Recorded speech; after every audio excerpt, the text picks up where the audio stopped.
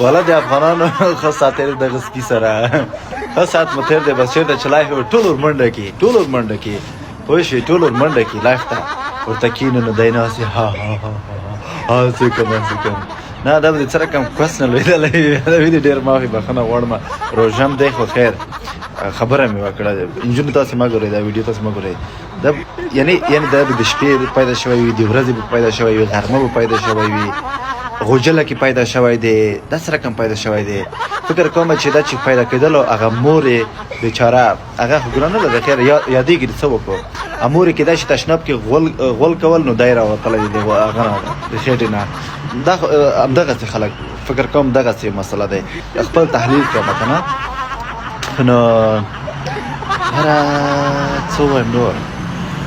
روزه د روزه کنځل نه مکه وای ګناه لري روزه ونیسئ ثواب دی